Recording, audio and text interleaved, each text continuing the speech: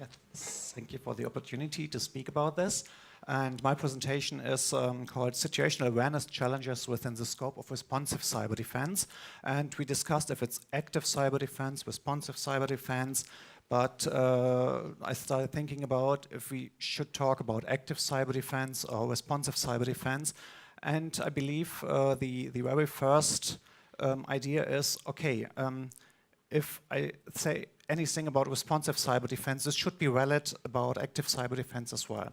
But active cyber defense even contains more challenges, more problems than we are already facing in responsive cyber defense. And thus I decided to just talk about responsive cyber defense here because it's complicated enough. So, you know the situation if you're working together with 5 computer scientists and you want to know what the definition of a specific expression is, you ask them and you end with at least 6 different definitions. And when starting to prepare this presentation, I wanted to know what do other people think about responsive cyber defense, how is it defined, and I started asking someone who knows. I started to ask Google. And I just typed responsive cyber defense and Google answered me, oh, there are some guys in Estonia and they know perfectly everything about responsive cyber defense. The first hits on Google were CyCon last year. They discuss active cyber defense, CCD-COE, and they pointed to the active cyber defense workshop we had last year. So everything was fine. Google believes that the definition of responsive cyber defense is here in Estonia. So perhaps Google is a little bit biased. I asked other people who should know. I asked Bing, and I typed responsive cyber defense as well. And I wonder, even Bing believed that the definition of responsive cyber defense is quite important, and is done here at CCD-COE. And they point to the workshop day as well from last year's conference, last year's CyCon conference, and about a red teaming workshop we had last year, and there was another link pointing to that Austria as a first non-NATO nation joined CCD-COE. So CCD-COE seems to be really important in the area of responsive cyber defense. But I just looked to the West, perhaps I should look to the East as well, and I asked another search engine, and surprise, they believe that responsive cyber defense is related to CCD-COE as well. I found a link to last year's workshop and to the Austria joining the Cyber Defense Alliance as well. So that's only a little bit to the east. Perhaps I should take a deeper look, much more to the east. But okay, now I'm finished. I unfortunately can't speak Chinese, so I don't understand what's on this screenshot. Perhaps someone here can help me. I'm not really sure if the Chinese believe that the definition of responsive cyber defense can be found here as well. No? Okay. Then I took last year's conference proceedings, a nice little book, comparable to those we got this year. And I found out, and I even remembered, I didn't have to look in the book, that there was a specific chapter on cyber situational awareness. And the last year's proceedings contained 4 papers, and it started with a paper from the UK about dynamic cyber incident response. We had a paper about beyond technical data, a more comprehensive situational awareness. This was a paper from Germany. Then we had a paper from Finland about situational awareness in and from critical infrastructures. And we had a 4th paper in this session, and this was about operational data classes for establishing situational awarenesses in cyberspace. So this was a United States paper. And basically this is the essence of last year's situational awareness in CyCon. So I reread the papers and tried to find out what was important about this paper, what was the state of the research last year. And I found, for example, this is the first paper here from the UK. They invented a dynamic cyber incident response model, and for us it's quite interesting today that we have those 4 boxes here, and these 4 boxes here are the potential responses. And they suggest to have the responses to defend against the attack, to monitor the attack, to do active reconnaissance, and to counterattack or to strike. And that's a set of possible responses we can do. And this is mainly the output of their incident response model. Then I took a deeper look into the second paper from Germany. And I learned from this paper that it's not only important to look into the technical details inside our networks, because they say it's if you look at threat and vulnerability information, it's only a small technical cutout of a bigger situational picture, and this is really important. A lot of us, especially computer scientists, tend to look at the technology, tend to look at the basic monitoring data and so on, and do not really understand that it's much more than just the technology here. And they promoted in last year's presentation the use of intelligence information, which is definitely quite important. And then we had the third paper, and they created a common operational picture of critical infrastructure. And the goal of their paper was to provide support for decision-making on different management layers. And this is an important part, this is an important sentence as well, because you do not have something like situational awareness for everyone. You have lots of different people and lots of different layers, and they all need different kind of situational awareness, and that's what they addressed here in this paper last year as well. And last not least, we had the fourth paper from the United States, and they used 6 classes of information to achieve operational relevant situational awareness. And the 6 classes of information they had were the threat environment, they had the anomalous, the detection of anomalous activity, they looked at vulnerabilities, technical, they looked at the key terrain, they looked at operational readiness, and about ongoing operations. And put all this together gives you different operational data classes, but all these bits of information are really important to gain situational awareness in cyberspace. And so this is basically put all those together in a small diagram. This is a really simplified process for responsive cyber defense situational awareness. You have something like an input. An input can be both technical and non-technical. The technical part of the input is, for example, the information about or from critical infrastructure, data collection, and so on. We have the 6 data classes from the US paper. We have intelligent information, like discussed in the German paper. And we have, for example, public sources, which are quite important as well. It's not only intelligence, can be open source intelligence as well. And then we have, in the middle of this process, we have the processing, which is really important, and research challenge as well. We have collection of data, filtering of data. We have the challenge of that we have huge amounts of data. We have to cope with mass data and so on. We have to do data fusion. This is a really complex research issue as well, a challenge on its own, and I believe that we could have lots of presentations solely on this small processing issue here. And last but not least, we are talking about responsive or even active cyber defense situational awareness. This means we have to define and to analyze the potential responses we have here. And last but not least, we need some kind of output, otherwise no human being would be able to develop situational awareness. And this means we need to have visualization, which is easy to understand. And we need some kind of decision support, response support, in order to allow the operator looking at this display to do decisions and to properly do the next steps within the mission. And so what's important here, and here are the first challenges. The overall system has to be user-friendliness. And the second challenge is to define who the user is. We have different kind of users. We have normal end users. We have computer emergency response team members. We have commanding officers and so on. And all these are different kind of users, and they have they need different input from their situation awareness tools. And the second challenge is that it has to be administrator friendly as well. and the system has to be set up mission specifically, for example. And if the administrator setting up the systems has problems setting it up properly, then the situational awareness will be broken for all of the users as well. So this means user friendliness for lots of different kinds of users and administrator friendliness to be able to set it up properly, fast, without major mistakes and so on. And that's one of, this is already a huge bunch of challenges.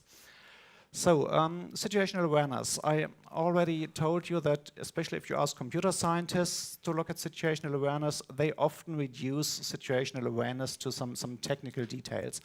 And they often reduce it to monitoring of technical parameters, like is my server up and running, or do the other servers respond, are the services I need working, and so on. What about the bandwidth? Is there some kind of bottleneck in my network connection? Will the bandwidth be sufficient to enjoy my services, and so on? And as I already told you, the consideration of the additional parameters is needed as well. And this means we just do not have simply to visualize technical parameters, but we have to visualize all the other information, like intelligence information and so on as well. And this is definitely still a challenge, and lots of people, classic Unix administrators for example, they are absolutely happy with log files, but in my point of view, a log file is no means of visualization at all. So perhaps they find quite fast and easily when they know what they have to look for, but it's almost impossible to find things which are hidden deep inside huge amounts of log file entries. And so if you go to industry and ask what do you offer, they offer, oh, we have got wonderful CM systems, and they are nice and they give you a lot of insight to what's really going to happen inside your networks. But if you talk to, for example, third personnel using CM systems and ask them, how do you like the system? And the typical answer I get, oh, it's really nice, and see here I have the visualization, and here is a list of the last virus scanner alerts, and here you see the events from my intrusion detection system and so on. That's nice. And when I ask the question, do you now feel that you really know what's going on inside your network? Do you have situational awareness? And the answer is typically, no, not really. And then my next question is always, but what do you need? And unfortunately, the question is, I don't know. And this is a challenge for industry, otherwise they would make it better. And this is a challenge for the researchers like me as well, who are looking from the technical computer science point of view to this system. So all in all, the title of this presentation is Challenges. I put this into the huge box of challenges as well. So if you see it from the other side, then the questions I want to have answered, these are pretty easy questions. Unfortunately, the answers are not that easy. So I want to know what's my situation. And it's not about measured values. It's not about there were 5 connection establishment attempts to my web server or whatever. This does not really give me information about my situation. So I need an interpretation of the measured values. And other important question is what changed during the last minutes or hours or days? And the most important question is everything okay? And if not everything is okay, then the next important question is, what are my options? And this is about the response. And so again, there were different ways to view this overall situation. I've got a user, normal end user, perhaps a soldier working in a mission, or someone sitting in his office doing some, let's say, boring office work, but it's a user of our system and he needs to know what's going on inside the system as well. And then I've got specialized members of computer emergency response teams, for example. They have a completely different view to the systems. It's their job to work with the system and to ensure the security of the systems. and they're interested in every single bit. And then I've got a completely different group of users, for example, the commander. And he needs an overall view. He needs a rough information, but nevertheless precise information about what's going on inside the network and the physical world as well. They all need situational awareness. They all want to respond to the current situations, and they all need to know what will happen due to their response. And this is quite important as well. They all have different requirements, but they need all situational awareness, but unfortunately different kind of situational awareness. So the response is the next challenge we are facing. Part of situational awareness is, what are my potential responses? What can I do right now at this situation? I've noticed something, I have to do something, what can I do now? And what can I do now is only part of the answer. This is a real-time response. Sometimes it could be sufficient to do something later, some kind of asynchronous response. What can I do now? What can I do later is basically the set of responses I have. But I need someone, or I need a system which makes suggestions. So the consequence of using one of the responses is important to know about this as well. The impact evaluation. What will happen to my IT infrastructure? What will happen to my services? This is again the view from the computer scientist. But what will happen to the physical world around me? Because we are living in a cyber-physical world. And what will happen to my mission? These are questions the tech guys sometimes do not answer properly. So the consequences of the responses are, if I know my potential responses, I want to have the consequences of these responses. And there is a both set of potential consequences of the responses.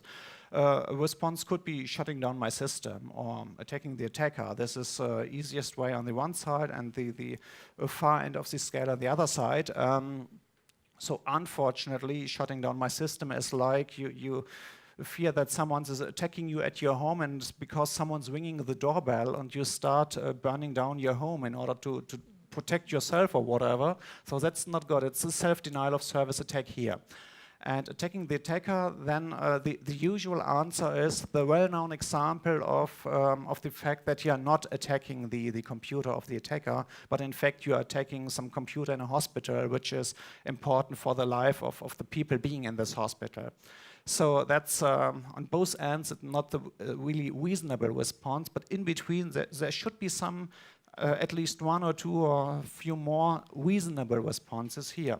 But as someone trying to find out which response to take, this is important to have sufficient information to do proper choice here.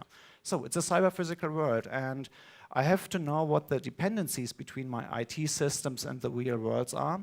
And I have to know what the influences on organizational processes are. And in addition, what are the consequences for my mission? If the organizational process is, for example, if you're hungry at home and yes, you want to eat something, and your organizational process is to go to your computer, go to the website of your favorite pizza place and order a pizza, then this is a nice organizational process which typically would work, but unfortunately your computer is not working any longer, so you need some kind of workaround. And if you don't have a workaround for this, for example, leaving your home, going to your pizza place, or perhaps even learn to cook, then it's a problem. And the challenge here is to find out what these the interrelations between the IT system and the real world are here. So what I want to have is something like this. I need a decision support, and the system tells me these are your options, A, B, and C. And here's again a usability challenge. Sometimes you don't have options.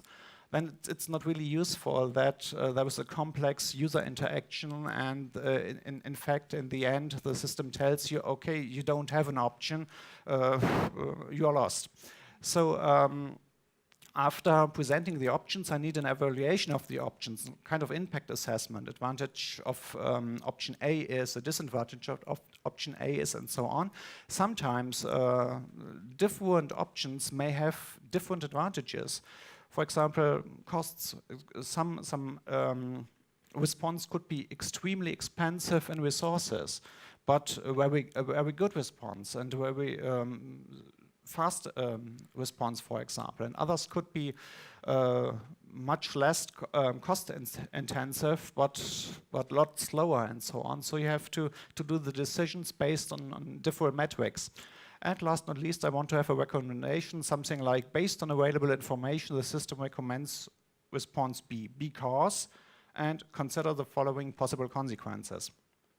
And after this, when all this is working fine, Murphy knocks at the door, and anything that can go wrong will go wrong. What's going to happen? We have, again, all this is based on a lot of technical monitoring. The problem I see is that we never can be sure that the values we are measuring are really the real measures, the real values. Perhaps we are potentially blind. The attackers could be attacking our monitoring infrastructure. They could send us wrong information, they could send us old information, whatever. And the main problem is, can we trust the values we really see? Are these values up to date? And this is already a problem in physical world, situational awareness. I talk to companies setting up sensors on warships, and they told me that you cannot be sure that the data in the internal network of the ship is really up to date and so on. And we will see this when we are doing cyber defense situational awareness as well. And last but not least, we have to respond in a timely manner, and again, a huge challenge. On the one hand, we have a fast response, and we need this upon the detected attack. And on the other hand, we learned from the presentation from Microsoft today that it's around 243 days, if I remember the number correctly, until it's a median value until the attack is detected. So it's not timely anymore if you wait 3/4 of a year. So anything that can go wrong will go wrong. The approach to perfectly defend our own IT infrastructure has failed. And our monitoring capabilities will be attacked, and they will fail as well. And we can't be sure about the confidentiality and integrity of our data anymore, and we have to be prepared. And this is, as we already have seen in the first presentation, resilience. And the resilience is a challenge for us as well. So we urgently need it. That's, at least in my point of view, it's obvious. And we need some kind of emergency operation in our IT infrastructure, tailored to the mission's need, and that's important to the mission's need. If we do not have access to important effectors for the mission, then we need some manual access. Otherwise, the mission could fail. If we do not have confidentiality protected communication anymore, perhaps that's not that of a huge problem. Perhaps we can live with clear voice. Could be sufficient. And we have, if we do not have access to some kind of logistics database, then perhaps this doesn't matter at all during this one-day mission, and we can deal with the situation. What we need is something like one flat tire for our mission. And short summary, anything that can go wrong will go wrong, and simply let's be prepared. Thank you.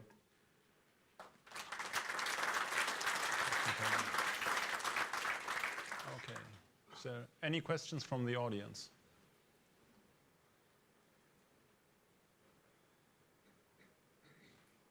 Well, you addressed the timely manner, and as we see when we live in a scenario where we have to see the APT and the automized attacks coming in from botnets nowadays, for example, then the human in the loop actually slows down all this process. So what do you think in future situational awareness? Will we see automated systems that will automatically react in those scenarios, maybe even going into the area of artificial intelligence, that we see we will have intelligent systems recognizing those things and reacting? I know that a computer is typically much faster than a human being, but nevertheless I prefer to have a semi-automatic response. I prefer to have a human in the loop, which is at least able to understand that perhaps the automatic responses the system would make the situation worse and not better. And this human should be able to interrupt automatic processes in order to perhaps in the end save the system. Keeps the human in the loop. Yep. Mission control model. Very good. Okay. Okay. Then thank you. I guess we will continue this discussion maybe tomorrow in our artificial intelligence session.